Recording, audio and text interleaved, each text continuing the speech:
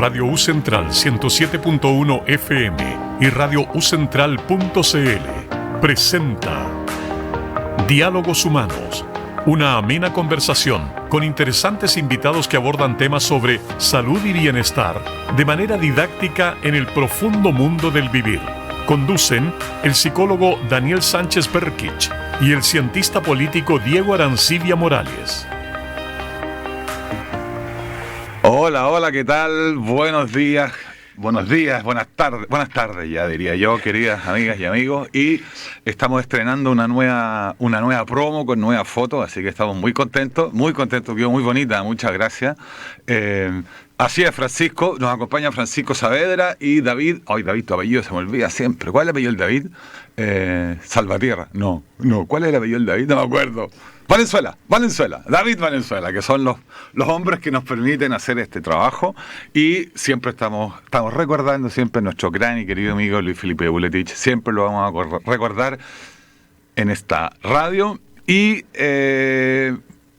¿cómo estás? Y ahora ya no tengo que presentarte. No, o sea que, ¿cómo estás? No, bien, contento. Feliz, ¿no? La nueva intro, sí, obvio, po. ¿Sí? Así que súper bien porque se está consolidando el equipo conductor de este programa. Muy bien. Hoy día es un día importante, estamos a un día al feriado y eso siempre es bueno recordarlo, pero recordar, sí, Diego, que este programa es de la Universidad Central y fundamentalmente de la Facultad de Medicina y Ciencias de la Salud de nuestra universidad, un programa de diálogos humanos que intenta conversar sobre el humano, lo divino y lo no tan humano, ciencia, investigación, academia, etcétera. Y como este es el primer programa en el que estamos con este nuevo formato, voy a ceder el honor indiscutido a mi querido amigo Diego Arancibia. Diego, por favor. Muchas gracias, Dani. Bueno, en este programa tenemos el privilegio de poder contar con distintos invitados que son de la facultad principalmente, de la universidad y posteriormente queremos avanzar en hacernos más extensivo, más inclusivo Así es. Los invitados a nuestro programa para, como decía Daniel, generar esta conversación. Y hoy día tenemos como invitado al docente, al profesor, al investigador Marcelo Peña Cerda, que es el director del Departamento de Formación Transversal en Salud de nuestra Facultad de Medicina y Ciencia de la Salud. ¿Cómo está, Marcelo? Hola. Bien, gracias. Muchas gracias por la invitación. Feliz de estar acá, feliz de participar siempre. Le dijiste que tenía que poner plata, ¿no? No. Le dije que tenía que traer una cooperación. Muy bien, ya. Sí. Estamos en orden. Voy a comprar unas papas fritas. Para el almuerzo. Un ratito más. Muy bien. No, mentira. Bueno, les quiero presentar a quién es Marcelo. Aparte de ser un buen colega, hay que decirlo. Marcelo es doctor en Ciencias Farmacéuticas de la Universidad de Chile, es químico farmacéutico y licenciado en Ciencias Farmacéuticas también de la Universidad de Chile y diplomado en docencia para la educación superior de nuestra universidad. Es miembro de la American Society of Pharmacology, experiencia en cargo de gestión docente, principalmente acá en la Universidad Central. Ya tiene también un pergamino bastante consolidado en materia de investigación. Yo debo decir, porque algo conozco de lo que hace Marcelo, que no solo hace gestión docente, como el cargo que hoy día hace, que es y ahí nos va a contar que es un modelo bastante interesante y de mucho trabajo. También un connotado investigador, tiene hartas publicaciones, es un buen conocedor de algunas materias que después le vamos a preguntar para hacer algo más lúdica esta conversación y no quedarnos solo en el Departamento de Formación Transversal. Oye, tiene 20 ponencias. Sí. 20. Sí. Es increíble. Es increíble. Es capo. 3 artículos, un capítulo de un libro. Se las trae, Sí. Se las trae. Parece piola, pero es muy capo, Marcelo. Se ve piola, pero es cosa seria. Algo se ha hecho. Oye, Marcelo, y bueno, después de esta introducción vamos a conversar, pero para que nos vayamos de alguna manera relajando y soltando en este espacio que te decíamos que en la etapa previa a ingresar al estudio, que es de conversación, tenemos una dinámica acá que se llama Conociendo al Invitado. ¿Ya? Y entonces es como una especie de ping pong, entonces yo te voy a hacer preguntas y tú las respondes. Ni un problema. ¿Nombre completo? Marcelo Edgardo Peña Cerda. ¿Apodo? No lo sé si lo puedo decir acá. ¿Cómo Que lo conozca la gente. No, acá me dicen Mars en general, Mars. no varía Vale. mucho más allá del nombre. Vale. Principal virtud, Yo diría la paciencia. el principal defecto. Tengo un poco enojón a veces, pero me dura poco. La paciencia siempre prima. Bien. Muy bien. ¿Qué música escuchas? De todo. En general, depende mucho del estado de ánimo. Mis gustos se quedaron muy pegados de cuando tenía 15 años, así que escucho de repente un punk, por ejemplo, de repente ando Bueno. más rock clásico, entonces, a veces ya escucho más pop. De hecho, me gusta tocar bajo, por ejemplo, guitarra, entonces Qué canciones con un bajo medio pegajoso Ya. me suelo quedar pegado harto rato. Y hay mucho pop de ese estilo, desde Sí. Michael Jackson, ahora Bruno Mars, por ejemplo, o Dua Lipa, que tienen ese estilo. Pero sí, escucho de todo en general, es poco lo que no escucho en realidad, depende mucho del estado de ánimo. ¿Cuántos años tienes, Marcelo? 36. Mira, y estamos hablando gusta de la Pearl- música. Pearl Jam, Sí. todo, mira, qué bien, qué bien. Sigo con las preguntas. Último lugar de veraneo. Bucios. No hubo verano este año porque nació mi guagua, así que el año pasado ya fue el último verano en conciencia de eso. Qué bien. Bueno, ya vendrán en un año o un poco más. Podría Sí, ser. yo- Oye, poquito. ¿y una guagua primera? Sí, primera guagua, 2 meses. ¿Cómo se llama? Isabel. Isabel, qué lindo Ahí nombre. está en la casa. Creo que escuchándome, no sé.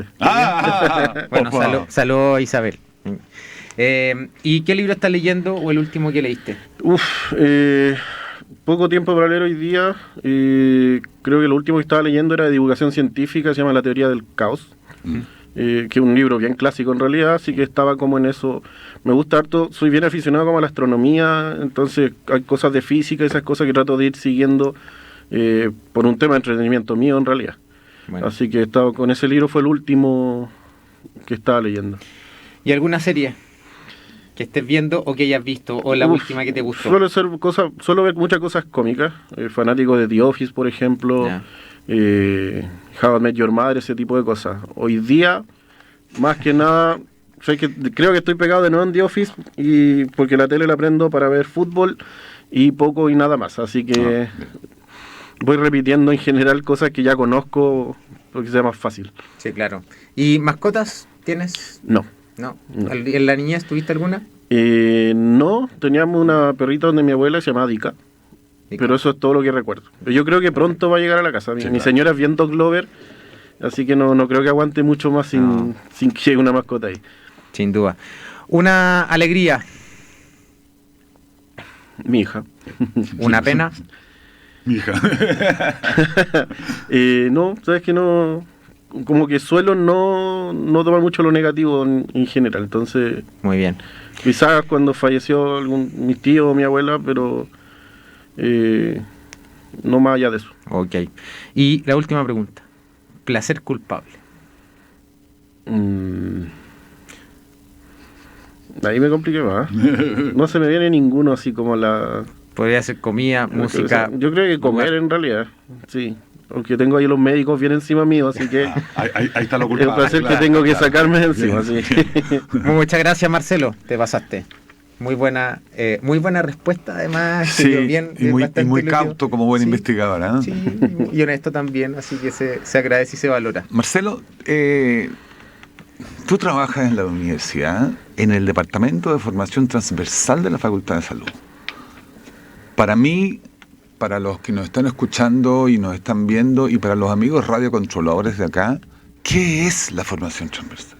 ¿De qué se trata lo que haces? Que es el departamento. Claro. ¿Qué hace? El departamento apunta y se hace cargo, hace bastante tiempo en realidad, partió como llamándose Ciencias Fundantes y después fue derivando a lo que hoy día es el departamento, ya con la separación hace no mucho de posgrado en este caso, cuando éramos el Centro de Ciencias Básicas, apunta a tomar y generar puntos en común entre asignaturas de algunas unidades más específicas.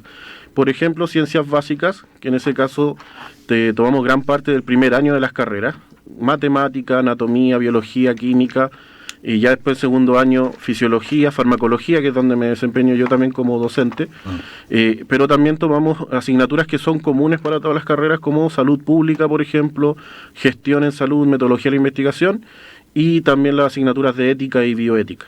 Entonces la idea es en este caso, que los programas sean lo más similares posible. Eso obviamente viene dado o bien comandado por las carreras. Cada carrera obviamente tiene la libertad de decidir cómo lleva su programa y hacia dónde lo quiere orientar según la necesidad que tenga más adelante, pero nosotros nos hacemos cargo de todas estas asignaturas. Hacemos el seguimiento de los estudiantes en primer año, siempre trabajando en conjunto con las carreras, que eso es súper importante para nosotros, y tratar de ir llevándola de una forma, tal cual dice la palabra, transversal. La matemática, por mucho que las carreras tengan cierta orientación, la matemática va a ser siempre la misma. Entonces lo que va cambiando son los ejemplos en muchos casos. Un ejercicio va a tener una orientación hacia una carrera, pero sigue siendo la misma aplicación matemática. Lo mismo en biología, la misma célula, desde que se creó es casi la misma célula, la misma anatomía, el cuerpo humano. Entonces, como son ramos que tienen mucho en común, se van orientando en ese sentido. Pero a mí me parece súper interesante, pero la pregunta que me surge es, ¿no hacemos esto por un tema de ahorrar costos? O sea, es decir, un profesor para 3 carreras, sino que debiese haber un fundamento más pedagógico detrás, ¿no? Claro. O sea, como, ¿por qué pensamos que un ramo de formación de ciencias básicas tiene que ser transversal a todas las carreras? Te digo lo de costo, porque para eso pongo un profe que haga el ramo para 4, pero no es por eso. No, porque cada carrera en general, hoy, quizá ahora con el nuevo PI, las mallas nuevas que vienen va a cambiar un poco, pero en general hoy cada carrera divide sus secciones de forma independiente. Por lo tanto, en términos de costo es el mismo costo. Exactamente. Que si cada carrera estuviese dando el ramo, pero sí nos permite, por ejemplo, que el mismo docente haga la clase en distintas carreras.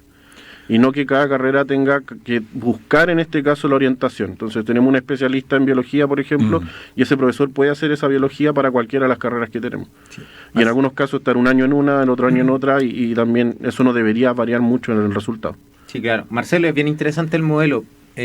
¿Existe otros departamentos de formación transversal en las otras facultades de la universidad o nosotros solo? Ingeniería sí tiene una unidad o centro de ciencias básicas. Okay. Que se carga en matemática física, pero no una figura de departamento, que incluye además asignaturas de años posteriores. Porque para salud pública, por ejemplo, gestión o metodología, tú sabes, ¿cierto? Se necesita más madurez del estudiante en este caso para abordar esas asignaturas, ni hablar ética, bioética, que hacerlo en primer año es súper distinto a hacerlo en cuarto, porque ya tienen obviamente un arraigo profesional mucho más grande. Entonces, como departamento no existe la figura. Sí creo que en ingeniería existe este centro de unidad de ciencias básicas, creo que arquitectura también tiene una y eso, pero como estructura de la universidad es única. Sí, claro. Es que bueno, eso también se puede explicar por la similitud y la afinidad de las carreras que se imparten en este caso en la facultad. Y aparte partiendo de la base que eso es un plus que como facultad tenemos, que aquí lo que formamos son equipos de trabajo que posteriormente van a salir a su desempeño laboral y se van a encontrar nuevamente los mismos. Entonces, podría coincidir, quizás podría ser muy extraño, pero la idea es esa, que aprendan en fondo a trabajar con las distintas disciplinas, digamos, dentro de la misma área de ciencia de la salud, en este caso. Tú dices que la idea es que todos los estudiantes tengan los mismos ramos, ¿es como eso lo que he entendido o me equivoco? O sea, la orientación debiese ser la misma, ¿ya? En cuanto obviamente, a contenido, tomando en cuenta que cada carrera a veces tiene necesidades distintas, por ejemplo, no sé, kinesiología o medicina, que es la carrera de esa perturbadora, necesitan más horas de anatomía, por ejemplo, y eso es indiscutible y eso obviamente se va razonando. Pero la anatomía sigue siendo la misma y lo que va cambiando según las horas que uno tenga de docencia es la profundización con la que tiene los contenidos. Esa profundización, 2 profesores la pueden hacer de manera distinta. Claro, o el mismo profesor la podría hacer de manera distinta, y para eso se necesita que el profesor que dicta una asignatura tenga esa especialización, esa expertise en un área específica. Te lo digo porque yo tengo 2 secciones en terapia ocupacional y efectivamente una es el martes, la otra el jueves, y los cursos son súper distintos. Sí. Tienen distintas problemáticas, abordan los temas distintos. Nos pasa mucho eso, sobre todo carreras que tengan más de una sección. Enfermería es como el caso más emblemático, que tiene 4 o 5 secciones usualmente. Y del segundo semestre en adelante que se da cuando ya empiezan a tomar ramos y se forman grupos con características muy similares por afinidad, eso va generando que son secciones distintas. Entonces al final Y a mí también me pasa, yo tengo 2 secciones en enfermería hoy día y son súper distintas entre sí, en todo, en comportamiento, en horario, en la base que tienen, intereses. En todo. Sí, es que es un grupo social, una sala de clase, Sí, claro, pues, entonces como todo grupo, bueno, en fin. Mira, yo te puedo leer algo, ¿no? ¿Te puedo leer obvio. algo? Si me das permiso, por favor. Objetivo estratégico del departamento: velar por la calidad de la docencia en las asignaturas que tienen a su cargo, desarrollar investigación en docencia universitaria, desarrollar acciones de vinculación con el medio. ¿Cómo articulamos esto con este gran paraguas que tenemos, que es de la mirada humanizadora de la salud? Ahí tenemos varios aspectos. Nosotros obviamente tenemos esa definición, así que nos hacemos cargo de esa definición. Durante el año pasado se hizo harta publicación de educación en investigación, pero más investigación educativa en este caso. Se presentó en un congreso, ahí Diego Silva, el que suele llevar un poco la batuta en ese sentido, y publicar harto, él siempre anda buscando congresos. También tiene alguna incluso presentación en humanización, en este caso. Sí. Y en el caso de vinculación con el medio, solemos acercarnos un poco más a la divulgación científica, y divulgación científica en población y también a nivel escolar. Estamos bien enfocados cómo llevar la ciencia a colegios. Tenemos un convenio en este caso con un proyecto Explora de la región metropolitana norte. Por lo tanto, vamos a colegios que además priorizan puntajes según, en este caso, nivel social, por ejemplo, ese tipo de cosas, o colegios de más riesgo en este caso, y llevamos laboratorios hacia allá, por ejemplo, y eso nos da una mirada súper distinta de lo que es la ciencia. En este caso, que no es solo encerrarnos en el laboratorio, sino que también es importante, y sobre todo en poblaciones más chicas que están aprendiendo y que todavía no pierden la curiosidad que uno va perdiendo cuando va creciendo, ¿cierto? Llevar estos laboratorios y que entiendan que pueden llegar a la ciencia y que no es tan cerrada como a veces se puede ver. Bueno, el Explora surge el año 2010, más o menos 11, como Indaga, así se llamaba. Y el Indaga lo que pretendía desarrollado a partir de la Fundación Chile, que se lo terminé entrenando al CONICET en ese tiempo, era justamente que los niños y niñas se enamoraran de la ciencia. Era eso, era fomentar. Se llamó después desarrollo de capacidades para el emprendimiento y qué sé yo, pero en el fondo es cómo hacemos que niños y niñas se interesen por indagar y se interesen por descubrir. Sí. Punto. Nada de pipetas y cosas extrañas, sino que solamente... ¡Pum! En mi cabeza tiene que existir esta necesidad de explorar y buscar contenidos para ver qué es lo que puedo encontrar. La instalación de la duda filosófica. Eso es. De hecho es un mundo, porque cuando uno va a trabajar con niños en este caso, uno no puede ir en una parada de investigador, inquisidor, tiene que ir en una parada de que él entienda que hay cosas que puede corregir, que está bien equivocarse, que eso es algo que a los niños siempre hay que enseñarles, ¿cierto? Y que está bien equivocarse, pero que equivocarse lleva a otro proceso que es corregir ese error y seguir intentándolo. Y eso en niños es súper fácil o más fácil de trabajar, sí, ¿ya? Pero hay que ir con esa mirada siempre. No sé, sí, y la verdad es que donde, bueno, esto lo decía yo, algo lo sigo, a Carl Sagan, que él decía que los niños son los principales investigadores, porque la niñez es cuando tú te preguntas, por ejemplo, ¿por qué el cielo es celeste? ¿Por qué el pasto es verde? Y todas esas preguntas pueden ser respondidas por y con la ciencia, digamos. Entonces, de alguna manera, lo que él planteaba es que en la niñez no hay preguntas complejas, son preguntas muy interesantes, que así bien, como dice Marcelo, hay que tener como la mente abierta y estar como preparado para poder responder preguntas como esas, porque incluso uno ya en la vida adulta no se las pregunta y debería preguntárselas, porque en el fondo es lo que uno observa en lo inmediato. Entonces es muy relevante ahí el aporte que el equipo del departamento hace en finalmente en liderar y en impulsar, porque ahí yo lo puedo decir también como parte del compañerismo ahí, del trabajo ahí con Marcelo. Ellos convocan y la idea es que todos participemos. Obviamente hay unos u otros tienen más afinidad para poder acercarse a los niños y poder explicarles, pero la idea es súper interesante, y eso yo creo que ahí en la facultad estamos todos los académicos, investigadores, todo el equipo convocado a poder participar de ese tipo de instancias que lidera el equipo Marcelo. ¿Puedo hacer un comentario fome?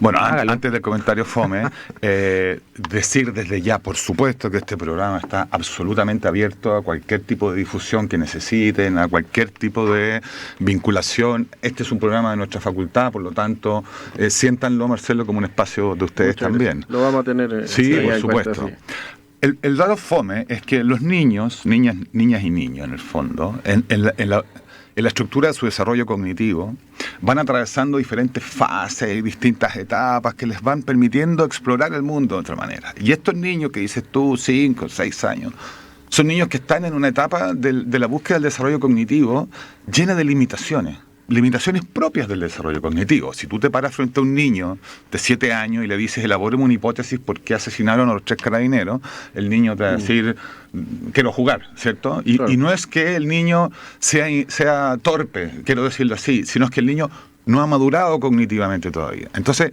el típico ejemplo que decimos es que para un niño, todo animal de 4 patas es un guau guau, y se acabó. El niño, ¿por qué decimos todo animal de 4 patas es un guau guau? Porque todavía no puede elaborar categorías de análisis, no puede diferenciar los equinos, los bovinos, los caninos, no entiende todavía que hay mujeres con pelo corto, hombres con pelo largo y barba, no es capaz de hacer eso todavía. Entonces, en ese niño que está en esa pregunta, ¿por qué el cielo es azul? O qué sé yo, una vez mi hermano le preguntó a mi papá qué es lo que había detrás del sol, así. Mi mamá el otro día, nada que ver, pero me preguntó cómo era la comida en Italia, así. ¿Cómo es la comida? ¿Cómo es el pan en Italia, Daniel? Son razonamientos súper básicos, ¿cachai? Ahora, ¿cómo llevo yo la ciencia a esos niños? La cuestión es nunca pensar desde el ego que efectivamente, el típico consejo idiota, ¿no? Tienes que rebajarte al nivel del niño. ¿He escuchado eso, no? Es una vergüenza. En el fondo lo que yo tengo que hacer es traducir este mundo de la ciencia, alucinante, fantástico, con las mismas inquietudes que tenemos en un lenguaje y en un tipo de razonamiento que el niño de esa edad sea capaz de comprender. Punto. ¿Por qué el cielo es azul? No sé, po. Vamos a mirar, busquemos qué otras cosas azules hay en el universo. Me explico, ¿no? Y evitar decirle, pregúntale a Google, porque eso No, también es muy frecuente. ni a GPT, Ah, claro, ni a sí. GPT, claro. Pero en el fondo es porque si yo le digo a un niño en el campo, mira, papá, ve una vaca y dice, mira, un guau guau. Si yo le digo, no sea idiota, es una vaca, no es un perro, le rompiste el globo al niño, Sí. lo pinchaste y dejaste que cuando venga este tipo de razonamientos importantísimos para la ciencia, el niño no los considere. Po. Hablando de niños, este gallo parece que cacha harto un tema que afecta mucho a los colegios. A los colegios. a Sí, las y en la universidad, por supuesto. y al mundo. Sí, pero es que el Senda nos dio datos de los escolares. Sí. Estamos mal con eso, ¿eh? Sí, muy mal. Bueno. ¿Por qué no introduces tú la idea? Marcelo, así como lo decía, pero en términos concretos, es doctor en ciencias farmacéuticas en la Universidad de Chile. Es químico farmacéutico, pero ¿qué quiere decir eso? Que él sabe mucho de drogas, sus precursores y sus efectos. Precursores, que es los componentes que tiene la droga, digamos, que es lo que provoca más adicción. Y bueno, ahí es lo que hacía referencia a Daniel respecto a los altos índices que han arrojado las distintas encuestas que en este caso tiene el Senda sobre consumo de drogas y también de alcohol, en este caso en adolescentes. En marihuana, pasta base, cocaína y tranquilizantes sin receta médica. Sí, Es claro. lo que el Senda nos está diciendo con mucha preocupación. Sí. Pero déjame interrumpir a Diego un poquitito. Más que cifras y datos, Marcelo, ¿no? Porque las cifras y datos los tenemos todos en cualquier parte. Es como entender el proceso que hay detrás del consumo de alcohol y droga, cómo eso inclusive puede afectar a la salud mental de las personas y en definitiva cómo afecta, si tú quieres, el desarrollo infantil también. Si es que, ¿dónde queráis en el fondo? Sí, no, a ver, ahí sí, soy más cercano por formación también, porque, claro, tengo el doctorado, pero yo trabajé en el laboratorio de productos naturales, por lo tanto ahí eso ha generado cierta cercanía con algunas drogas que son más naturales, y he llevado muchas charlas o tratar de llevar el tema a los colegios, por lo mismo. Hay una población de mucho riesgo, que es la población escolar, sobre todo últimos años de básica y ya educación media sobre todo, que va de la mano con una pérdida del sentido de riesgo, sobre todo con drogas como la marihuana, el alcohol, que es de fácil acceso en este caso, porque es una droga legal, ¿cierto? E incluso otras nuevas que han ido apareciendo ahora, que están muy de moda, por ejemplo el Tusi, que además hay todo esta narcocultura que siempre habla la televisión, ¿cierto? Con cantantes dando mucha apología al efecto incluso del tusi. Marcianeque tiene por ahí una canción que habla de flotar, y eso es. Y al final uno, claro, la gente se queda con el tusi y lo ve como algo incluso chistoso. Eso le genera pérdida más del sentido del riesgo, pero cuando uno va a ver qué es el tusi o qué es lo que se vende como tusi en Chile, es ketamina con cocaína, por ejemplo. Perdón, Dani, eso no es tan bien, que eso es lo que cuando uno, claro, de ketamina, pero no sé si, perdón por mi ignorancia, yo he escuchado que el tusi era como una ketamina, pero para equinos, ¿o no? No necesariamente, no. Ya. La ketamina hay que ver cómo la consiguen también, pero la ketamina sigue siendo el mismo compuesto independiente de a quién uno se la dé. Perfecto. La ketamina lo que tiene, y es atractivo para la población hoy más joven, es que es la única droga con poder disociativo. Esto que ven que o sienten que se separa el cuerpo como de ellos, y eso es lo que lo hace atractiva, y empiezan a generarse estas mezclas, como por ejemplo con cocaína y algún tinte rosado para hacerlo más atractivo todavía, o este tipo de cosas. Y el problema es ese, hay una baja percepción de riesgo. La marihuana, sobre todo hoy día, se habla de la marihuana como si fuese más... Yo no niego que sea una planta medicinal, tiene efecto medicinal, tiene ensayos clínicos estudiados, tiene todo lo que uno puede considerar medicinal, pero la gente, y eso también la televisión se encargó harto, no solo con las drogas, sino en general con productos naturales, se genera esta percepción de que al ser natural no tiene riesgo. Uno cuando es QF, y me ha pasado incluso con mi guagua, cuando le duele, no sé, la guatita, me dicen, y no hay algo natural para darle. QF. O sea, farmacéutico. Químico farmacéutico. Ya, perdón, mi ignorancia. Se me olvida. Y me dicen, no hay algo natural para darle, y esa pregunta la recibo harto. Y en realidad uno tiene que explicar que no porque sea natural significa que no hay efectos adversos, que no hay riesgos asociados. Entonces, claro, la marihuana es una planta medicinal, sí, pero tiene riesgos que hay que tomar en cuenta. Uno de esos riesgos en la población más chica, población escolar, es que mientras antes empiece el consumo, más aumenta la posibilidad de que desarrollen, por ejemplo, esquizofrenia o psicosis a edad adulta. Y eso está estudiado, está comprobado, y eso es lo que no se siente hoy día en los colegios. Entonces, claro, está el acceso a la marihuana, la pasta base o cocaína, dependiendo mucho del nivel socioeconómico ahí. La pasta base es una forma muy barata de la cocaína, un proceso intermedio de la fabricación. Y con esta baja percepción de riesgo, los cabros agarran papás, se enganchan, o los estudiantes, la gente, ¿cierto? Se enganchan, y después salir de ahí es súper complejo. Siendo que la marihuana es una droga con poco poder adictivo, genera dependencia solo más psicológica, pero no física, como por ejemplo un tratamiento de alcoholismo y ese tipo de cosas que sí son bastante difíciles de controlar después. Marcelo, el riesgo... mucha gente que nos escucha decir, estos gallos son todos unos viejos que están preocupados de esto, pero es que en verdad nos preocupa cuando pensáis en políticas públicas o en salud pública. Tienes que pensar en los efectos que estas cosas producen. En lo concreto, por ejemplo, el TUSI, por decir algo, ¿qué es lo que hace dentro del organismo? ¿Qué pasa con la molécula? ¿Para dónde se va? ¿Cómo se descompone? ¿Qué es lo que hace? La ketamina se encarga del poder disociativo. La persona siente que el cuerpo se está separando, eso es lo que la hace atractiva. Tanto la ketamina como la cocaína en este caso generan efecto euforizante. La euforia es la forma elegante de los libros de farmacología de decir que una molécula es adictiva. Cuando uno lee euforia, en realidad lo que tiene que asumir es que va a generar adicción o dependencia. Y la cocaína, además, como aumenta la noradrenalina, en este caso un neurotransmisor importante que tenemos en el organismo, eso aumenta la frecuencia cardíaca, y los riesgos más que nada con la cocaína son cardíacos o cardiovasculares en este caso. Y a mayor consumo, a mayor dosis, más riesgo cardiovascular va a haber. Y por lo general la gente que fallece por consumo de cocaína o por exceso o sobredosis de cocaína lo hace por un paro cardiorrespiratorio. ¿Ya? Pero más que eso, es el poder adictivo que tienen. En el caso de la cocaína se estima que 1 o 2 inhalaciones, por ejemplo, bastan para que una persona pueda ser, en este caso, adicta, porque las drogas dependen mucho de la subjetividad de la persona y la predisposición que tengan hacia ella. Entonces hay veces que, claro, una persona, si está más susceptible, es muy probable que enganche y sea adicta más rápido. Depende y si parte muy joven, la posibilidad después de salir es más difícil. Ahora, si me voy a la pasta... ¿A qué edad? No, estoy hablando de edad escolar. ¿ya? Pero igual, pero cuando uno tiene una 13 años. persona 13, 14, 15 años, ahora si alguien habla de 18, 19, también sigue siendo, no está en edad escolar, pero sigue siendo joven. Eso por el lado del TUSI, por ejemplo, pensando que es una cocaína más limpia. La pasta base, que no es una cocaína limpia, es un mezclado de alcaloides y que tiene, para poder, como es un intermediario de fabricación, no usan solventes, o queroseno, por ejemplo, la hacen cundir con otras cosas, heces a veces incluso. Entonces todo eso a nivel respiratorio lo va a afectar enormemente. Ácido sulfúrico también, que es uno de los intermediarios que se utilizan. Y todo eso después una persona va y lo fuma. Entonces, además, sumamos riesgo respiratorio en esos casos.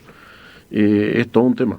Dependiendo de la droga que quiera analizar. Marcelo, y bueno, y es cuando tú haces esta charla en colegio, me imagino que la explicación que da en el mismo tenor que la que nos está dando a nosotros, ¿cuál es la recepción del mensaje que tú empiezas a entregar? Cuesta.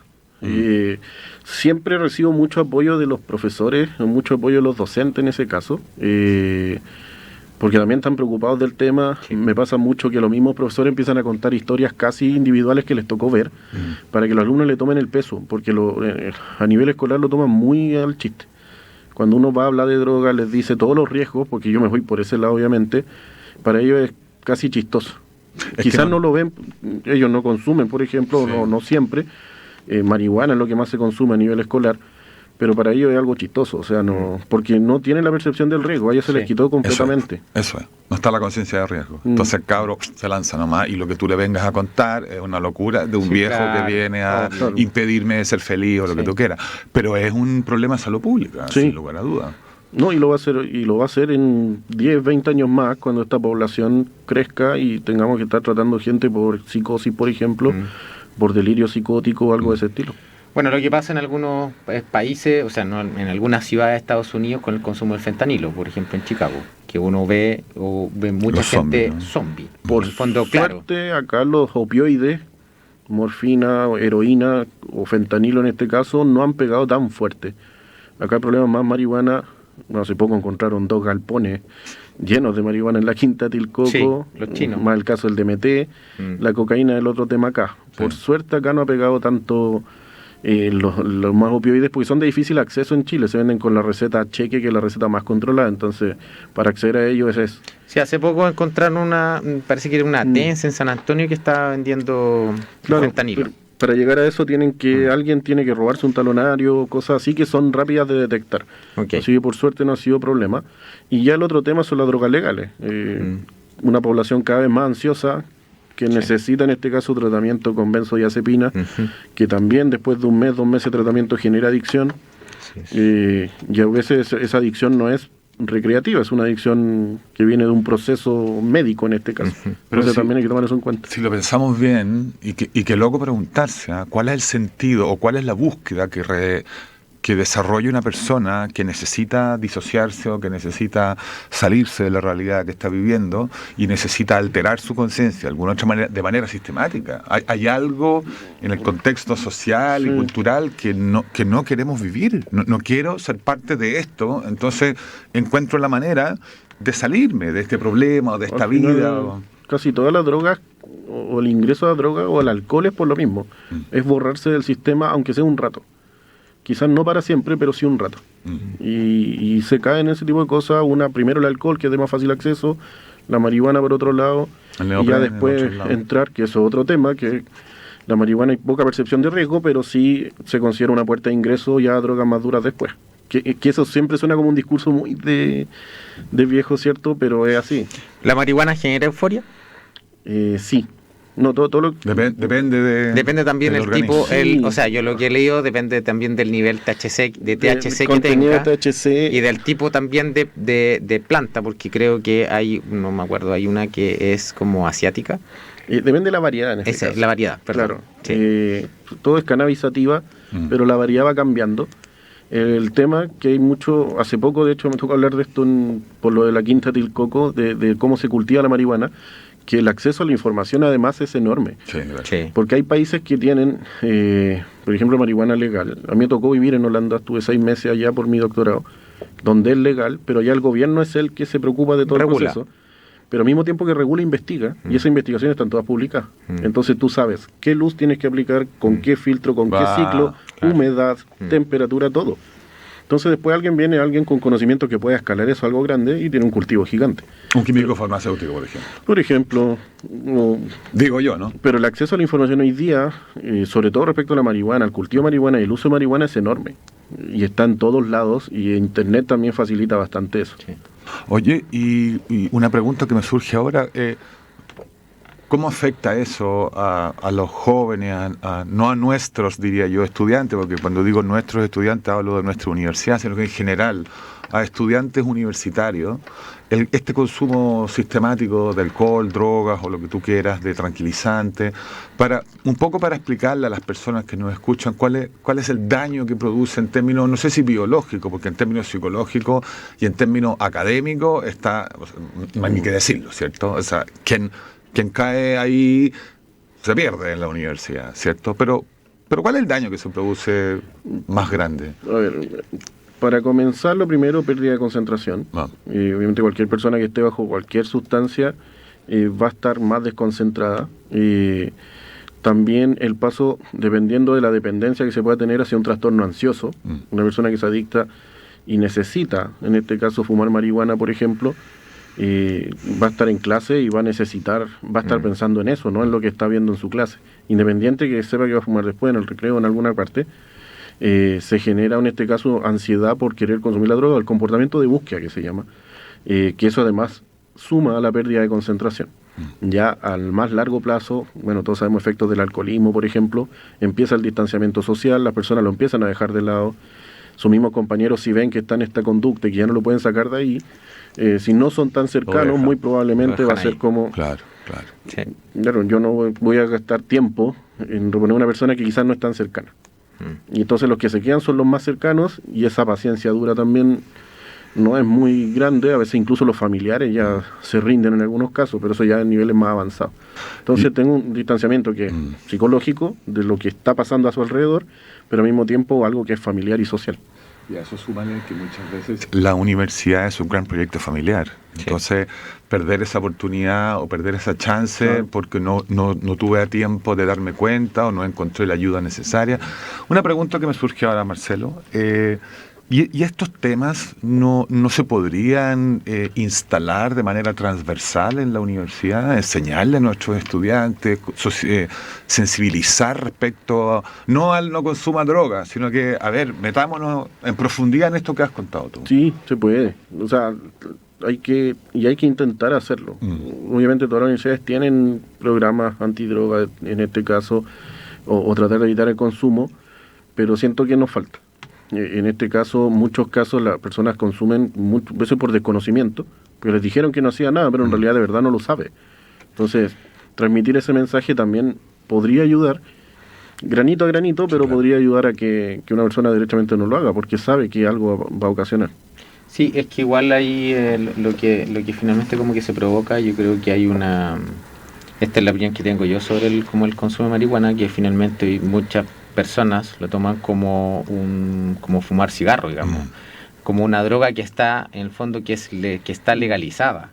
Entonces, claro, yo creo que cada vez más lo que decía Marcelo, la pérdida del sentido de riesgo, que en este caso es generar la marihuana, cada vez está más normalizado. Entonces, ocurrió en Chile un proceso que fue medio raro, porque la autorización, cuando la tiene la Fundación Daya de cultivo medicinal, se la da el SAC, no se la da el ISP. Mira. Entonces el SAC, claro, da la autorización de cultivo, pero no es una autorización de uso médico en paralelo. Y se termina dando casi a la fuerza, porque ya está autorizado el cultivo, apareció en todos lados. La Fundación Daya obviamente presionó hacia allá. Y ahí hay un tema que tocar también, que es más técnico, que es el contenido de THC. En este caso el THC es el psicoactivo, pero necesito tener una proporción con cannabidiol para poder usarla con uso médico. Entonces yo puedo cultivar en mi casa, pero ¿cómo aseguro que esa proporción se mantiene? Esa parte que es más técnica, más química, tiene que darse. Claro, y es más difícil también, porque para eso hay que también tener un organismo fiscalizador, que como ya sabemos también, los mismos organismos fiscalizadores que existen hoy día en la organización del Estado tampoco dan abasto para todo lo que hay que en este caso que regular, supervigilar y fiscalizar. Estaba pensando Entonces, que una tarea bien titánica. En términos más macro, un poco los temas en los que estás metido tú tiene que ver con la seguridad nacional también todo esto, en términos de cómo mantenemos contra bandas criminales, contra marejadas de tráfico que azotan todo lo que podamos. Sí, claro, es que el tema de drogas también tiene como distintas perspectivas. Pues. Una desde un punto de vista de la seguridad, otro punto de vista del consumo, que está más asociado a salud, pero finalmente se puede ver como de una perspectiva bien multidisciplinaria, porque si yo lo tomo como el sujeto, en este caso la droga, puedo también ver, bueno, qué es lo que le antecede, qué es lo que provoca el consumo, bueno, y cuáles son las implicancias del consumo, que es una mayor comercialización, al ser ilegal, obviamente está asociada a la ocurrencia de otro tipo de delitos, como para poder también cubrir esto, que podría ser, no sé, en este caso el lavado de activos, o también para poder brindar protección a las operaciones, yo, bueno, trafico armas. Como una barbería. Claro, es exactamente. Entonces, ahí es una mirada bien multidimensional, que así es como se ha abordado. Son demasiadas aristas las que hay que tomar, porque claro, uno habla acá en salud, pero al mismo tiempo está el tema del narcotráfico. Se ha hablado desde el punto de vista económico. Si yo lo legalizo, el narcotráfico disminuye. Sí. Claro, perfecto, pero ¿qué va a pasar con la gente consumiendo una droga ilegal? Con los accidentes automovilísticos, por ejemplo. Y eso también aumenta el costo en otros lados. Entonces es un tema demasiado amplio, con mucha arista. Uno acá habla desde el punto de vista más sanitario, o de salud de las personas, pero en realidad tiene demasiada arista. Específicamente el de la marihuana, ya el resto son drogas más duras y... Sí. Marcelo, y otra, yendo a otro tipo de drogas, porque también hay otra droga que ha surgido también, que uno la va conociendo en el espacio de las conversaciones. Hay un documental en Netflix que se llama Fantástico Fungi, o Fungi Fantastic, y en el fondo habla sobre los hongos. Entonces, los hongos efectivamente son como alucinógenos. Yo sé que el mundo de la medicina es totalmente contrario a esto, porque en el fondo está comprobado que los hongos lo que generan son alucinaciones que finalmente pueden derivar en episodios de psicosis. Entonces, también en este espacio de donde está en el fondo, qué es lo que implica los hongos, creo que también hay varias como tipos, que en el fondo es como para que tú alcances como un nivel filosófico mayor, un nivel de apertura de conciencia, de apertura de conciencia, de abstracción, de relajación espiritual. Bueno, es bien diverso. Entonces, no sé qué tan masivo es el consumo, en este caso, de los hongos. Mira, sí, parafraseando a Paracelso, que es el padre en este caso de la farmacia, Paracelso lo que decía es que todo puede ser un medicamento. En realidad, mientras esté en la dosis correcta, todo puede ser un medicamento, y dosis más alta va a ser un veneno. O sea, hay casos de intoxicación incluso hasta por agua. Y yo siempre se lo digo a mis estudiantes, o sea, no hay nada que no se pueda generar una intoxicación si es que no está en la dosis correcta. Y los hongos entran un poco en esa categoría. Hay hartos estudios, por ejemplo, de psilocibina, que con uso antidepresivo, sobre todo en laboratorios australianos, por ejemplo, porque están tratando de buscar la dosis para que me sirva como antidepresivo, como estabilizador del ánimo, pero sabemos también que es psicoactivo. Entonces esa línea es súper delgada de control, en este caso. ¿Ya? En la naturaleza nosotros vamos a tener compuestos en todo. Plantas, y en este caso es como un poco más lo que me digo yo, están en los hongos también. Se está buscando harto al fondo del mar también. En algunos casos hay esponjas marinas, algas, por ejemplo, que tienen compuestos antitumorales, por lo general están encontrando. Ahí tienen un problema de rendimiento, sí, necesitan depredar demasiado para lograr. Claro. Y ahí entra otro tema que es la ética ambiental también. Pero en general, la línea en ese caso es delgada. En Chile no está, siento yo, tan numerizado o tan estudiado el consumo de hongos, porque en general donde crecen la gente va, los saca y los puede ocupar. Los hongos sí, y toda la droga en general son de uso o han tenido algún uso religioso, usualmente más ancestral, para lograr en este caso... Más ritualístico, digamos. Claro, o sea, la hoja de coca lo ocupaban los incas para generar sus rituales, por ejemplo, y para ellos es totalmente normal. Y mucho de los usos y mucho de los conocimientos que se tiene en muchos casos viene de ahí también. O sea, qué es lo que reportaban ellos como uso, como efecto, y eso se sabe después o se comprueba después.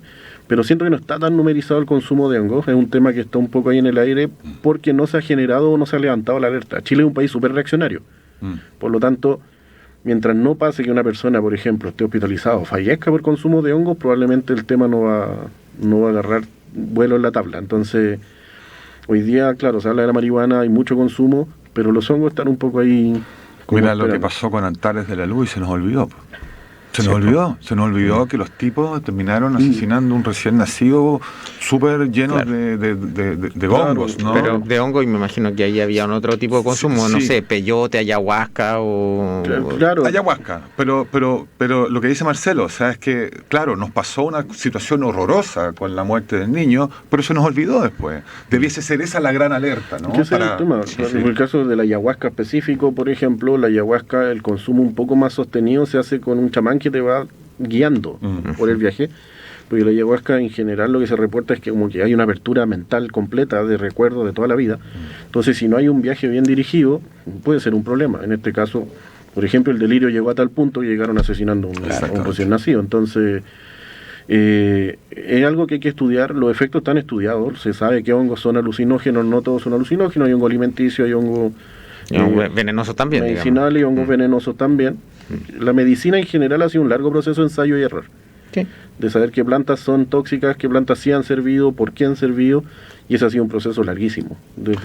Y ahí, Marcelo, tu visión u opinión de la medicina no tradicional, ¿cómo crees tú que aporta eso al bienestar de las personas? Yo creo que por un lado es un buen complemento, pero siempre tomándolo como complemento. No creo que pueda sustituir una terapia estándar. Sobre todo en enfermedades crónicas. Me ha pasado harto frenar, incluso a mi abuelo lo tuve que frenar una vez porque la vecina le recomendó una planta para la diabetes y quería dejar de tomar metformina y fue como no. Por eso creo que es un buen complemento. Ayuda también en una parte que es más psicológica. El efecto placebo tiene un poder importante en la persona, entonces si uno le da una opción más natural, que uno sabe que es sana y que no va a interferir con su terapia, quizás es bueno también para que la persona esté más tranquila en lo que está tomando y en lo que le pueda pasar. A veces lo natural, más que tomar alguna planta medicinal, también tiene que ir de la mano con más alimentarse bien. Por ejemplo, el consumo de antioxidantes puede frenar bastante efectos adversos de un tratamiento normal, pero la gente lo ve como alimento. Claro. Entonces a veces la gente anda buscando, sobre todo en Chile, la medicinal. O sea, y bueno, y como un poco el fenómeno que existe hoy día, que en el fondo la sociedad es súper inmediatista, entonces, claro, dice, y se deja llevar también como por la imagen, entonces dice, oye, este producto natural, mira el efecto que genera, Sí, bueno, comprémoslo, tomémoslo. Entonces, claro, La ahí hay pastilla para también... adelgazar. O sea, por ejemplo, entonces hay varias situaciones en lo que es, lo que en el fondo de lo que hemos estado conversando recién, como que se va replicando, pero en parte creo que es por eso, porque hay una cuestión de venta, de una imagen, de venta, de un efecto, pero uno ahí tiene que, y los que en el fondo podemos entender o somos más entendidos, ahí también hay que decir, oye, pero leamos cuál es la letra chica, si hay efecto adverso, o de dónde viene. Esto es lo mismo también que antes de poder comprender una situación, uno tiene que entender el contexto de, ¿sí? Porque la verdad es que si me quedo con la mala palabra que me dijiste, la verdad es que hoy día todos estaríamos en guerra. Entonces, eso yo creo que es súper relevante también de tener a consideración, y un poco lo que nos explicaba Marcelo, de verlo como algo complementario y no como la solución única y absoluta. Y no hay que olvidar que en la posverdad, la verdad es posterior, ¿cierto? Claro. Viene después del hecho. Yo solo quiero agregar que estuve viendo un documental, no sé si lo has visto, Marcelo, sobre la importancia del intestino en los seres humanos y de la microbiota. No lo he visto, he leído algo, pero no lo he visto. Es espectacular esta idea de cómo nuestros propios microbios van aumentando y mejorando nuestra calidad de vida. Yo los invito a verlo, es súper a medida entretenido. también que tienes una buena alimentación Es conforme a la preservación de la microbiota. Es que justamente dice, si yo dejo de comer, no sé, lechuga, hay ciertos microbios, o ciertas bacterias, perdón, que van a desaparecer del organismo, entonces no me van a servir para, entonces aumente su dosis de alimento, coma todo lo que pueda comer en términos de variedad, para que vuelva a tener estos como defensas propias del organismo, y me da la idea que allí hay mucho de planta también. El consumo de vegetales, frutas, sobre todo, es todo un mundo. Desde el consumo de fibra para la salud del colon derechamente, pero también el consumo de antioxidantes para prevenir enfermedades cardiovasculares, para prevenir el cáncer, por ejemplo, para prevenir el daño por colesterol, que tiene un componente oxidativo súper importante, la formación de placa de ateroma, hasta la formación de la microbiota, y cómo eso nos permite a través del sistema inmune mantenernos casi estables o sin patología. Entonces ahí la alimentación tiene un rol súper importante, más allá del consumo de plantas medicinales, porque también, claro, uno se puede tomar un té de una planta medicinal, un té que está más diluido en este caso, y va a generar cierto beneficio, pero eso hay que saber complementarlo con fruta, verdura. Y ahí ya entrar en otra discusión, que es qué tan accesible en este caso es comer sano en Chile. Claro. Sí, claro. Sí, hay un tema también ahí de mercado y de acceso. Claro. Sí, eso es evidente. Cómprate un kilo de palta y conversamos. Sí. Claro, Marcelo, y me queda una pregunta de cosas que yo he escuchado en mi vida, sobre todo cuando estaba en el campo. Bueno, yo vivo en el campo. Que la gente dice que el hinojo tiene algún efecto alucinógeno. ¿Es efectivo o no? No lo he escuchado. Ya. Ahora, sería ignorante en el tema como para descartarlo, pero no lo he escuchado. Ya, porque eso es lo que... Eso es lo que estáis sembrando. No, yo no tengo siempre. Hay harta predisposición Ya. en algunos casos, entonces en realidad si lo hacen con una predisposición a tener efecto alucinógeno, quizás que algo aparezca. Hay población joven que yo he visto que orégano han fumado y cuando lo hacen con una predisposición capaz que terminen sintiendo perfecto. algo. Sí. Que es el efecto placebo, puede llegar hasta un 30% se estima, entonces no es menor que al final la creencia en algo pueda generar algún tipo de efecto. Exactamente, que la hierbita, el tecito me sirve para, claro. no sé qué, darle un vasito de agua con azúcar. El agüita de tilo. Claro, agüita de tilo. El agüita de tilo con miel y claro. limón. Yo tuve un afta en la boca y el dentista me dijo, enjuágate con agua con matico. Ya, pero yo decía, pero el matico no tiene nada que ver. Sí, matico y miel, que se súper así. Pero el matico es súper buen cicatrizante. Sí, claro, enjuágate con matico, ¿te acuerdas, no? Como bueno, hay una en la feria en el sur, en la feria Mapuche, venden unas cremas de matico que son me consta que son buenos cicatrizantes. Claro, lo que pasa es que cuando le harías adentro la boca es muy difícil porque está siempre... Claro, sí, por eso sí. Marcelo, nos queda muy poco. Quiero hacer una pregunta importante, pues, Diego. ¿Me dejáis hablar algo? Porque por supuesto. No me deja hablar, pues, tú sabes que... He aprendido del mejor. Muy bien, he aprendido de los psicólogos. Quiero que volvamos al tema de formación transversal. Y desde donde estás tú, Marcelo, desde donde lo miras, recién nos comentabas tú que hay periodos del año en que estamos más estresados que otros. Ya pasó el periodo de estrés, parece. Pero si nosotros pensamos en la universidad que viene, en el país que viene, en la nueva, esta Agenda 2030 de la UNESCO, si pensamos en los acuerdos universitarios mundiales, ¿hacia dónde tenemos que transitar? ¿Cuál es el desafío que nos queda en términos no de los ramos, porque los ramos se entiende, pero del sentido pedagógico de una formación transversal de profesionales de diversas disciplinas, como decía Diego, que el día de mañana se van a encontrar juntos desarrollando ¿Cuál es el desafío que tenemos hoy o cómo nos proyectamos como departamento de formación transversal? Yo creo que tenemos que ver varias cosas. Una, la interdisciplina, que el estudiante entienda, incluso ojalá antes de entrar a la universidad, que va a trabajar con un equipo y que ese equipo no va a ser un equipo de colegas, sino que va a ser un equipo de distintos profesionales, de distintos no profesionales, de distintas carreras técnicas en algunos casos, y que hay que avanzar en eso, que todos entendamos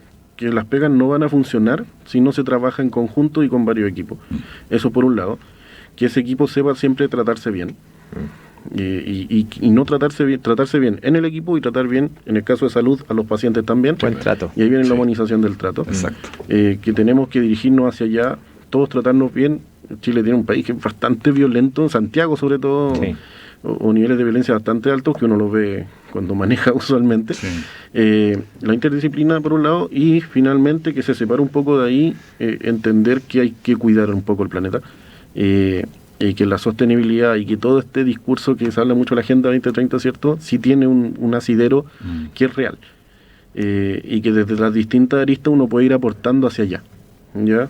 En el caso de salud, desde los desechos hospitalarios, entender cómo se maneja todo, sí. Es importante. Incluso ni sin trabajar en eso, pero entender cómo el proceso va ocurriendo, cosa que cuando toque cambiarlo se puede hacer. Y Marcelo, ¿tenemos que formar profesores en esta mirada? Sí. Sí, estamos con una mirada... Ahí cuesta porque tenemos 3 o 4 generaciones mezcladas de docentes todavía, pero hay algunos casos sí cambiar un poco la mirada tan estricta del docente, tan vertical, hacia un docente que acompaña al estudiante. El estudiante a veces, más que un profe muy seco, quiere alguien que lo acompañe. Y eso es lo que me ha tocado ver harto acá. Quiere alguien que sepa que si tiene una duda va a estar ahí para responderlo, no necesariamente regalar una nota, sino que esté ahí, que lo acompañe y que vaya enseñándole en caso de que no entienda. Y hay que generar esa mirada más que la estricta, que viene mucho en algunos casos. A mí me pasó también, vengo de una universidad estatal tradicional con esa mirada de hijo del rigor que yo siento que hay que ir perdiéndolo un poco. Identidad y bienestar de los docentes. Que es transmisible también a los estudiantes. Sin duda, se trata de eso. Hoy, como es un día especial y estamos un día antes del feriado que todos queremos, Diego tiene las palabras al cierre el día de hoy. Es la gran estrella después de Marcelo. Y la canción que nos trajo, acuérdate que nos trajo una canción. Vamos, Diego. Bueno, primero dar las gracias a Marcelo por venir a este espacio de conversación. Bueno, estamos en la antesala de un día del trabajador, unos últimos días también que han sido bien traumáticos para todo un país por la muerte de tres funcionarios de Carabineros. Pero es relevante también aquí generar el espacio para poder conversar, para poder conocer también, no quedarnos solo en el fondo en Marcelo, director del departamento, sino que también en este Marcelo que es papá, que es QF, como él bien dijo, que es rockero, que es rockero, que es buen melómano también por lo que nos contó.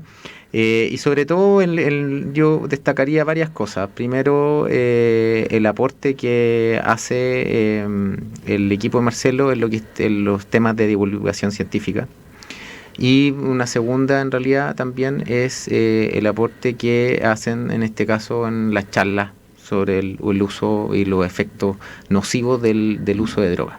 Así que la verdad las cosas que voy a tomarme también las palabras de Daniel, de dejar abierto el espacio de lo que quieras plantear tú el día de mañana, Marcelo, o alguien del equipo, el trabajo en el marco que hace la contribución al proyecto Explora es bien importante, así que este espacio de difusión, considéralo como ustedes para cuando haya que hacer la convocatoria a todos nuestros colegas de la facultad, así que la idea es que nosotros somos embajadores en esa instancia y obviamente inspiradores y formadores de futuro científico, así que no es menor. Así que muchas gracias, Marcelo, por tu participación, asistencia y por último el cierre propiamente tal lo haces tú, introduciendo el tema musical que nos propusiste para la jornada. ¿Por qué? Primero, muchas gracias por la invitación, de verdad lo pasé muy bien.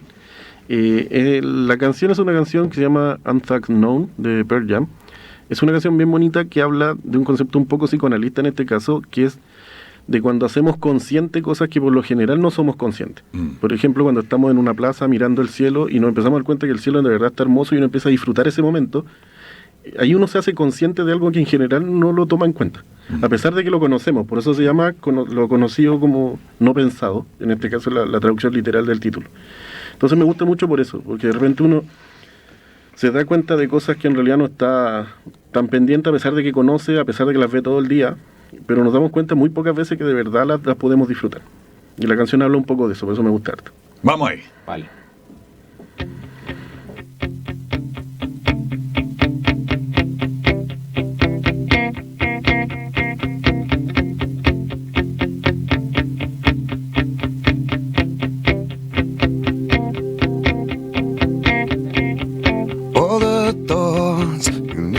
See, you are always thinking.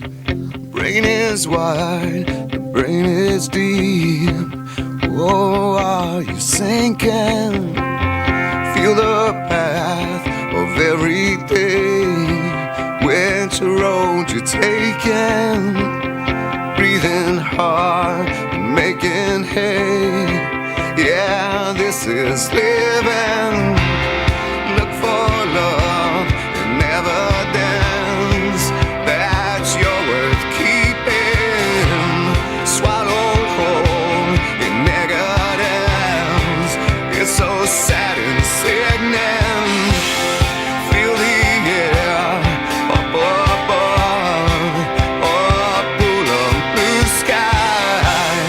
Feel the air up with love. Oh,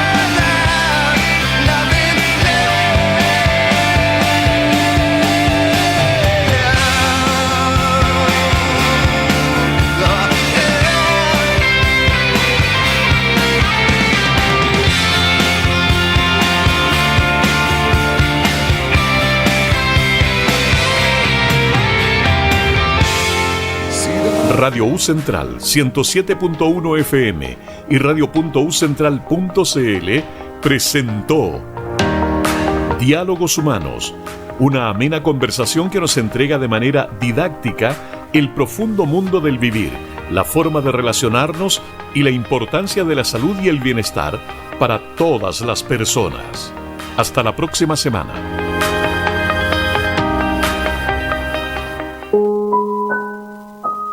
Radio Universidad